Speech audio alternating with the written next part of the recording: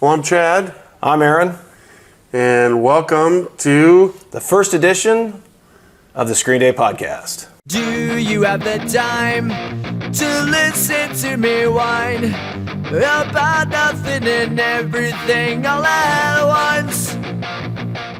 Awesome. Well, I'm really excited. This is a big day for us. I know, right? First episode. Yeah. So, it's funny. We have a list of 1,000 things that we want to talk about. And we're always like, oh, we'll wait and talk about that one later. Yeah, and then when we get on camera, like, crap. What are we going to talk about? Shit. So, it'd be nice today just to give a little background on who we are, how we got here, and what we might be able to bring to the table. Yeah, I'm kind of excited. Super Bowl Sunday. Yeah. Who are you rooting for? Oh, none of the above. So I guess if I have to go, I wouldn't mind seeing San Francisco avenge the loss from last time.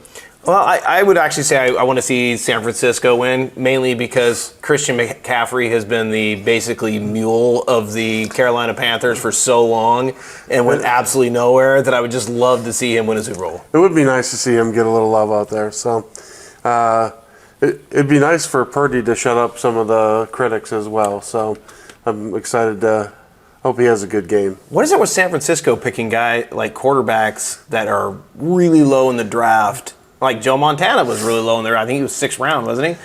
So now you've got another guy who's last round in the draft and is a pretty decent quarterback. It always seems like there's certain teams that have fantastic quarterback lineage. The Packers have had phenomenal success for a long time, and as a Bears fan, I'm hyper aware of how successful they've been at that position. But San Francisco's been another one. Even, up until now, you would say New England probably had that, with Brady and Drew Brees and Grogan. It goes back quite a ways, but... wow, you just aged yourself with the Grogan era. Ouch. Yeah. Yeah, you're welcome. Anyway, so anything cool happened to you this week? No, we've been knee-deep in a new install on a piece of equipment that has challenged us. So one of the things, when we talk about it in the future, we'll talk about having all the right things in place before you try and install some equipment. But it's been a learning experience, and luckily things are working out. Well, good. How about yourself? That's awesome. It's just been busy. I will say since Mamaki selected us to be their distributor for the South, it's just been nonstop going every day, like literally at the end of the day, every single day. I'm like, oh my God, it's 8 o'clock already. Yeah. But great. It's busy great. It's been a whirlwind. It's exciting all at the same time. Yeah, I'm excited about Mamaki. With the new 300 coming out, and I'm actually super excited to put that in our shop and give it a test run. I will say from a supplier standpoint, it's incredibly nerve-wracking the amount of support staff and just the amount of consumables we have to bring in to support it. Yeah, it's daunting, I would say. So I think that leads to just because we definitely want to be different than everybody else. We want to support our own. We want to support the South. We want people to not have to go anywhere but us. Nice. So for that reason, it's to make sure that the infrastructure is there to support that takes a lot of work. Yeah. Well, like you said, I'm excited. I know that some of that stuff is taking a little bit longer with what's going on in our world of ship hostages and everything else. So hopefully sooner rather than later that'll be on U.S. soil. Yeah, it should be on U.S. soil here in a couple of weeks. So awesome. It's exciting. Awesome. So did Chinese New Year play a role in any of that? I had no idea Chinese New Year played such a big role in importing stuff. Literally nothing happens for 2 weeks. A solid 2 weeks. Yeah. Like nothing. no email exchanges, no nothing. I mean, literally nothing. No communication. And to try to get, like, this is our second shipment, to get our second shipment in before the Chinese New Year. Yeah. They missed their window. Yeah. So now the next ship out isn't until after the Chinese New Year. So it's... You're definitely going to get the slow boat to China on this one, huh? Yeah. Nice. Well, Yeah, it happens. it does happen. So we had it happen a couple years ago, so it does happen. So, well, very cool. I'm super excited about rolling out this new podcast. I know you and I have talked about it for, a few months, and we've kind of put the last month to really put things in order. Sorry, my mic can't be as high as yours. I'm just not as tall. Yeah. The Mutt and Jeff of this show, huh? Well, one of the things I think a lot of people don't realize how diverse a background of people that come into this industry. You got people that are far on the art side of it. You got people that are in the technical side of it, some in the technology side of it, and they end up in this because they have a unique skill. And I think it's actually really neat. Some of our background is significantly different. I think that's going to be helpful in just how we see things and how we approach problem solution. And, so I'm excited to kind of share some of our background. And Oh, absolutely. I think I think you and I share a similar view of, what people listening to this podcast can actually gain from it. And I think a lot of it's just two different perspectives, right? You're coming at it from the printer's perspective. I'm coming at it from the supplier's perspective, but not just the supplier's perspective. It's more of a systems perspective. Yeah. And more of a systems probably isn't even the right word. It's probably more like a the processes. From a process point of view. And if you can't measure it, you can't fix it. It's one of those things where everything has to be the correct process. And I think for screen printers, as you said, everybody comes from a different background. Yep. So because there's no businessman that says, hey, I think I'm going to do today. I'm going to get into screen printing. Right. It's more of you have people who are artists who want to start their own line, or just they are artistic and the T-shirt just happens to be their canvas, or it's a lot of different. That's why I love this industry. It's a melting pot of everybody from all different backgrounds, and it's because of that the industry is vibrant, it's alive, but unfortunately, because people don't have a business background or even an operations background, for the most part they wing it. Yeah. And I think that's where I'm really excited is some of the processes we've even established at your facility, and you can talk to how that's improved your production. But I think some of it though too is understanding that, hey, my famous saying is you don't know what you don't know. Right. And the reality is everybody's doing the best they can for what they're being told or taught. And I will say, once you get into an auto, there's not a lot out there to teach you how to be better at what you do. And that's really what I'm hoping that our listeners get out of this is, hey, either those tips and tricks that work for others, bringing other people in and going, hey guys, here's how to make your business just that much better. Well, the nice thing about it is that, we have these discussions at our shop all the time. We're trying to get lower prices, but one of the ways to do that is to become more efficient. Mm-hmm. And so everybody's like, oh, I need to buy cheaper stuff. I need to get cheaper screens. I need to get cheaper ink. I need to get cheaper emulsion. And really, some of it is to learn some efficiencies and economies of scale and reduce your cost rather than reduce your quality. Well, I think that's a big misnomer in today's printing environment. If you've been a screen printer for 20, 30 years, you go back even 10 years ago, 10, 15 years ago, if you looked at, the expenses that make up a shirt, consumables represented a bigger portion of the expense. And labor was a very low portion of that expense. So if I reduced my cost of consumables, it would move the needle, right? It would lower my cost of goods. Sold. Well, today that's actually backwards. So consumables are actually a low percentage and labor is a really high percentage. So if I save myself a $10 a gallon, but it makes my production slower, I didn't save $10. You know what I mean? So I think it's trying to figure out a way. You can't really look today on cost per item. It's more of, don't look at the cost. Is it going to make me more efficient? And is it going to allow me to produce more per hour than I can today? And keep your value. Correct. Yeah. And now I don't mean to produce more per hour, but then diminish my quality. That's not what I'm saying. Can I maintain my current quality or even better quality, but also then increase my throughput? And if I can increase my throughput, then that product is actually worth buying. Right. So, how did you get into screen printing? I mean, what's your aha moment or your oh my goodness, I'm going down that path moment?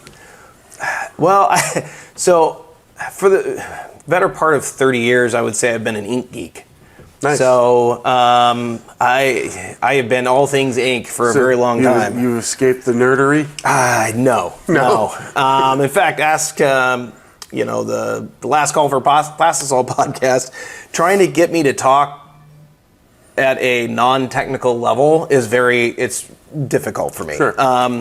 So I've been in the ink industry for the better part of 30 years. For the first 20 years was actually in digital.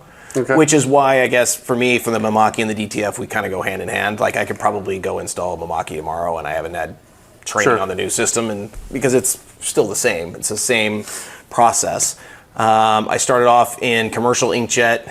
Now I am going to date myself when everyone used to get magazines, and you needed to have a variable address on that magazine. Right. So our printers were what put those on there. So those were called continuous inkjet printers. And then from there, I was the commercial director for Sensient, which was a dye sub ink manufacturer. Oh, nice. From there, it was a collaborative effort, and we started the very first pigmented ink company to actually go through a Kyocera head. Oh, so nice. that was an industrial pigment ink application. So that was for DTF? Or? No, that was actually for direct-to-fabric printing. Okay. So we were actually able to create a direct-to-fabric printer or print that goes through a print head at basically 1,500 linear feet an hour. Nice. And every inch of that fabric could be variable. So that was a really fun venture. And then from there went into ink consulting, and then from there worked with Monarch and helped them launch their Plastisol line of inks. Awesome. So that was exciting. So previous to coming to us becoming Blue Ridge, I was the sales and marketing vice president for Monarch Inc. Fantastic. So what made me decide to get into the screen printing industry and actually become a supplier is solely education. I would say that's the first and foremost. Is what I noticed is there was a serious lack of education and knowledge when it got past the beginner stage. There was a lot of distributors. There's a lot of YouTube videos. Everybody's willing to help people get into the industry. Yeah, there's so many avenues to pick this trade up. There's some complaints that it's too easy to get into this industry almost, but the barrier is low. But I actually think that's one of the great things about our industry is, great, 2,000 companies go out of business every single year. Well, 2,000 companies go into business every single year. So we've always got new blood. We've got new ideas. It's very dynamic. It's a very dynamic business. So I really enjoy it for that. But I don't think that's necessarily mine and or Blue Ridge's cup of tea. I think that's the way to put that. I can certainly help people lean that direction, but that's kind of one of my points was that I feel like there were a lot of resources for people that wanted to get into this as a new hobby, as a new trade, as a learning experience, but there's very few resources for people that want to go to the next level, that want to learn about efficiency, learn about more complex art, learn about more advanced techniques. And as a result, I mean, we have a lot of screen print companies out there that can print minimal color. Oh, for sure. And I think it's also because they just don't know, right? They don't know how to get to that next level. And that's really where, as this is really a COVID company. Through COVID, where I couldn't really do as much travel as I used to do throughout the country and riding with distributors, I really had to stay home a lot. So I did a lot of podcasting at home. I did a lot of open houses at home. I did a lot of just going to shops and doing consulting in shops. And that's really what I found out is as I started chatting with them, I'm like, don't you guys find this out from your current supplier? And everyone was like, no, they can give me 15 whites, but they can't tell me the difference between one and the other one and how I would apply one versus the other one and why one would work better in certain applications versus another one. And that's really where I felt that we could really raise the bar for what screen printers expect out of a supplier. Yeah. Well, my background is... I was going to say, so what brought you here from Wisconsin? Stupidity, apparently. Actually, I'm joking, but one of the things is that we were in another industry. We were in the dry cleaning business for 30 years. COVID put us under. Governments weren't working. Major businesses weren't working. Nobody was going to court. And so essentially COVID put us under. I had a little hobby. Did the business casual, not business formal, help speed that up, or was it really just COVID?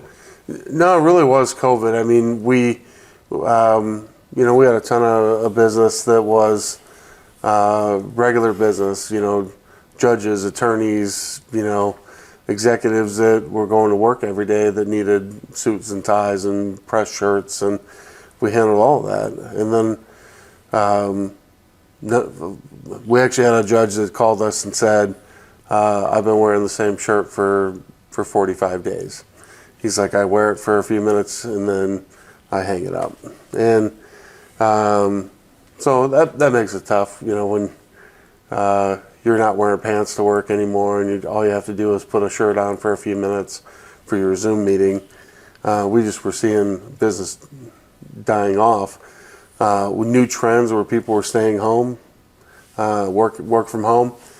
That really impacted it because that gave us the sense that the dry cleaning industry may never come back. And I think you've seen some of that. So luckily, we had a little side hustle going. I love the side hustle. I love the side hustle. In all honesty, it started as kind of a fluke.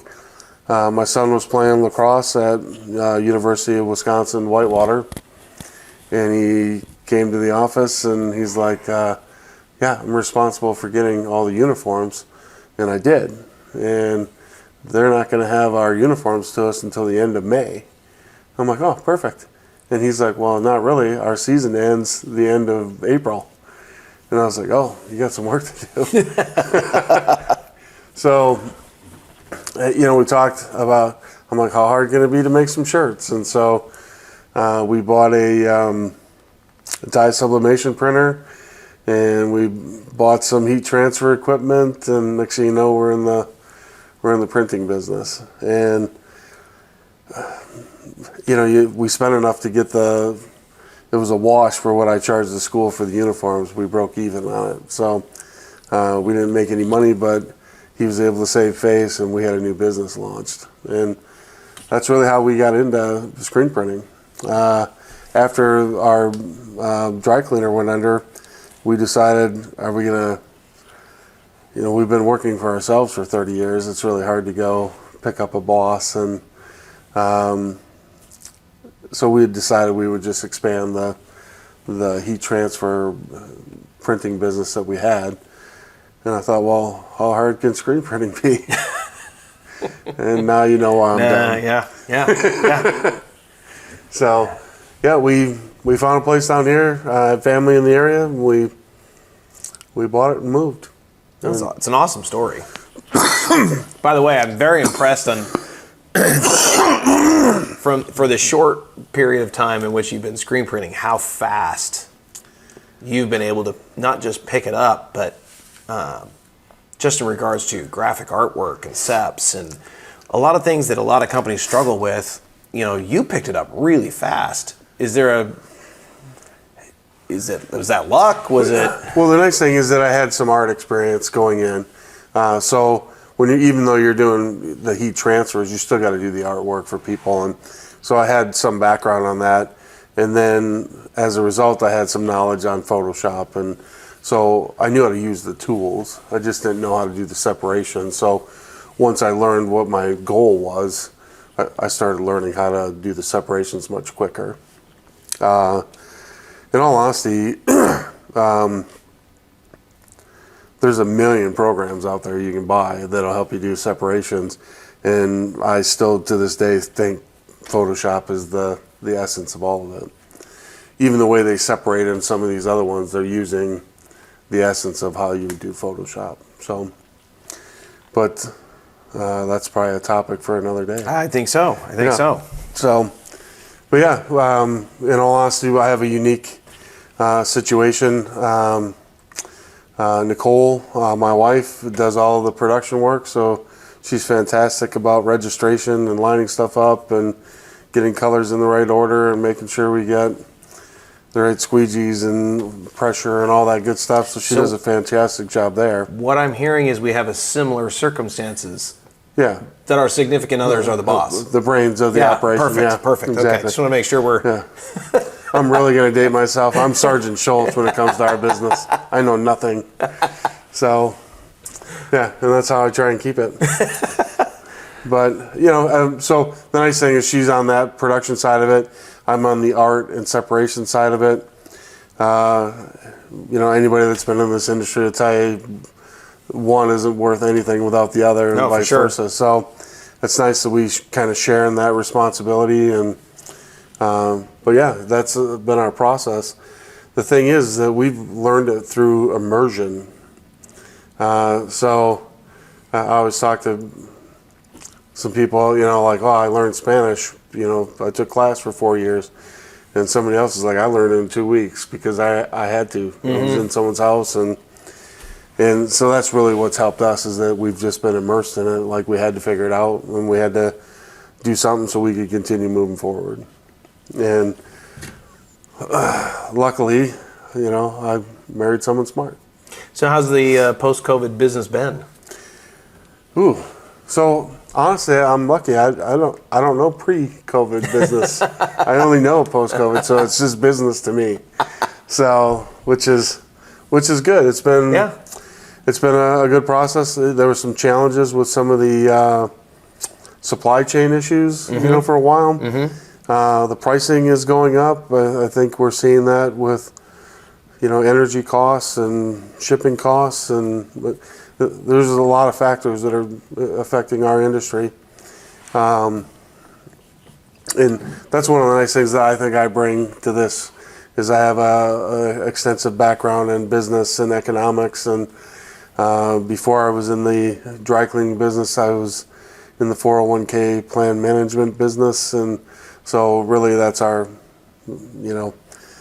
so you're a rarity. You're actually a business guy that got into screen printing rather than a screen printer trying to figure out business. Yep. So it was nice because we were able to come in and, I understood KPIs and processes and, things that we thought would really help us if we were to solve it. Mm-hmm. And it has. It's given us exponential growth. It's allowed us to maximize our marketing dollars, figure out pricing on a pretty accurate scale to keep our prices low, even with some of the ink costs that are going up, that kind of stuff. So so it's been helpful rather than just stab in the dark or use someone else's pricing sheet off the internet. We were able to kind of take all that from scratch. Oh, very cool. Yeah, very cool. So. Yeah, that's one of the things I think in the future we'll probably talk about, but we truly did an efficiency-based pricing model. And so sometime in the future we'll talk about how to create one of those. Absolutely. Absolutely. Well, we got a couple of interesting shows coming up in the near future. Yeah. So the first one we got coming out is Let's Get Down to Business. Yeah. We're going to, let's talk about when do you know it's no longer just a side hustle? When are we going to move into this as a full-time occupation? So When to get off the fence. yeah. or when to stay on it. Yeah. And then the next episode, a couple of weeks after that, then we're going to get down to wrap it up. Let's tape it. yeah, we're going to talk to Andrew over at PMI so that we can get an idea of how they can help us with efficiency. And yeah, I'm excited to talk to him. I'm also really excited to kind of give people some perspective on when this can become your livelihood versus just a weekend hobby. Yeah, me too. So, Well, awesome. Well, hey, I think it's been a great first episode, and here's to many more.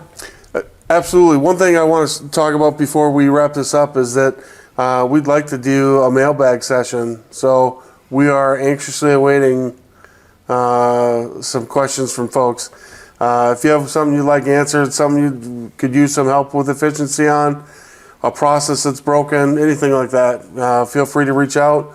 We'll see if we can't either and get a guest in here that can help with that or offer some solutions on our own. So that email address is going to be screenday@gmail.com.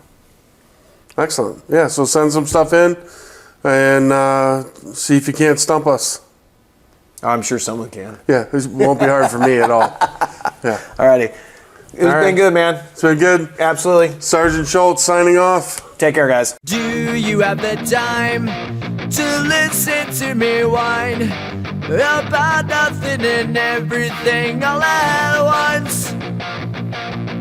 I am one of those melodramatic fools.